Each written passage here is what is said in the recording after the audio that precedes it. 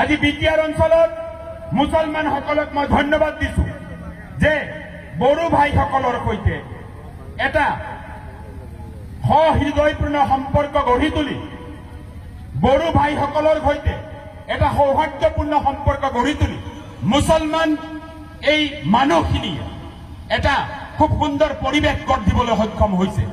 তাৰ বাবে আপোনালোক ধন্যবাদৰ পাত্ৰ, এই বড়োসকলো কিন্তু ধন্যবাদৰ পাত্ৰ।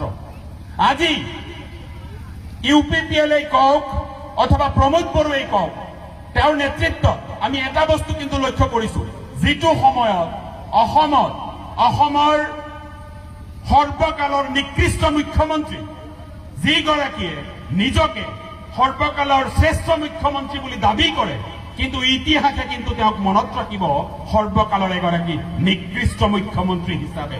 মানুহক নিৰ্যাতন কৰি মানুহৰ তেজৰে ফাকু খেলিবলৈ প্ৰয়াস কৰা এগৰাকী মুখ্যমন্ত্ৰী অসমৰ মানুহে নহয়, ভাৰতবৰ্ষৰ মানুহে নহয়, পৃথিৱীৰ মানুহে কিন্তু এগৰাকী নিকৃষ্ট মুখ্যমন্ত্ৰী হিচাপে মনত ৰাখিব।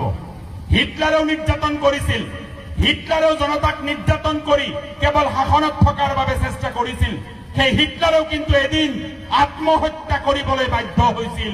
ক্ষমতা কেতিয়াও দীঘলীয়া নহয় কাৰো বাবে। এজন আছে ওপৰত, সকলো চাই আছে। নিৰ্যাতনৰ শেষ সীমা যিদিনাখন উপনীত হ'ব, সবেই কান্দিব লাগিব।